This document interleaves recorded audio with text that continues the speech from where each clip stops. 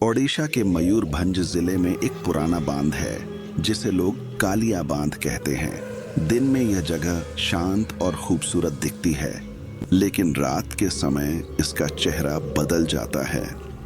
गांव वाले मानते हैं कि इस बांध के नीचे सदियों पुराना एक आदिवासी श्मशान दफन है।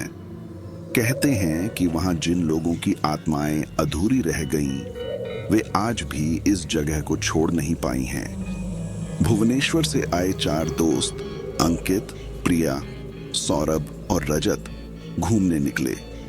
गांव के बुजुर्गों ने उन्हें चेतावनी दी थी कि रात के बाद इस बांध की तरफ भूल कर भी मत जाना, लेकिन दोस्तों ने इसे अंधविश्वास समझकर हंसी में उड़ा दिया। रात को 12 बजे वे टॉर्च लेकर कालिया बांध की ओर बढ़ गए।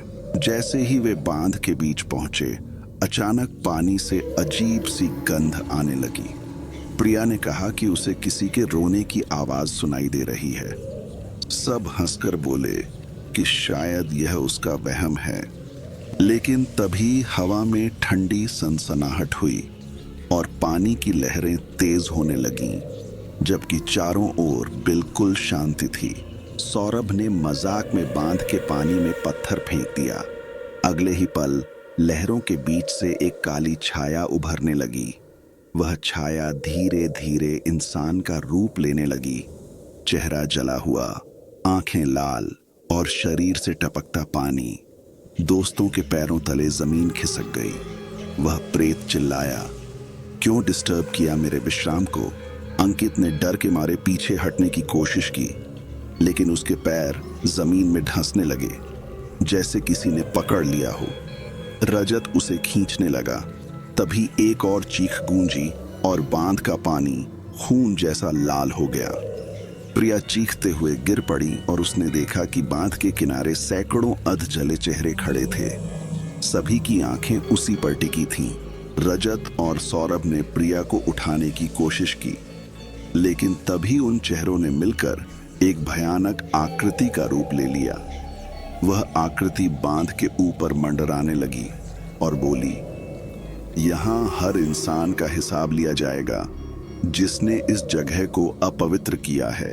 चारों भागने लगे, लेकिन बांध का रास्ता अंतहीन हो गया। पीछे मुड़कर देखा तो गांव तक का रास्ता गायब था। सिर्फ पानी, लाशें और चीखें। सौरभ अचानक गायब हो गया। उसकी टॉर्च दूर तक लुढ़क गई। अंकित और प्रिया बुरी तरह रोते चीखते रहे, पर उनके गले से आवाज बाहर नहीं निकल पा रही थी। रजत ने आखिरी बार जोर से भगवान जगन्नाथ का नाम लिया और अचानक सब शांत हो गया। अचानक चारों ओर का सन्नाटा ऐसा था जैसे बांध कभी अस्तित्व में ही न रहा हो। अंकित और प्रिया हांफते हुए चारों तरफ देखने लगे, पर अब पानी शांत था। लाशें और वो अधजले चेहरे कहीं नहीं थे। केवल बांध के किनारे खड़ा था रजत, बिल्कुल स्थिर, जैसे पत्थर का बना हो। अंकित ने उसकी ओर भागते हुए कहा, रजत, तू ठीक है ना? लेकिन रजत ने जवाब नहीं दिया। उसकी आंखें बिल्कुल सफेद हो चुकी थीं और होठों पर एक अजीब मुस्कान थी। प्रिया ने कांपते हुए देखा कि रजत के गले पर वही निशान थे, जैसे किसी ने रस्सी से कसकर फांसी दी हो। धीरे धीरे उसकी आवाज निकली, भगवान जगन्नाथ का नाम लिया। पर किसने कहा कि वो सुनेंगे? ये जगह उनके नहीं, हमारे देवताओं की है। अचानक जमीन से आदिवासी ढोल और मंत्रोच्चारण की आवाजें उठने लगीं। बांध के चारों ओर काले साए नाचने लगे। प्रिया घबराकर रो पड़ी, ये क्या हो रहा है? रजत की देह अचानक कांपने लगी और उसकी आवाज बदल गई। अब उसमें किसी बूढ़े आदिवासी पुजारी की कराह थी। उसने कहा, सदियों पहले यहाँ हमारे कबीले का नरबली हुआ था। राजाओं ने हमारी आत्माएं कुर्बान की और तब से इस बांध पर हर उस इंसान का लहू चाहिए जो हमें भूल कर यहाँ आता है। अगले ही पल प्रिया को किसी ने गले से पकड़ लिया और वह चीखते चीखते पानी में समा गई।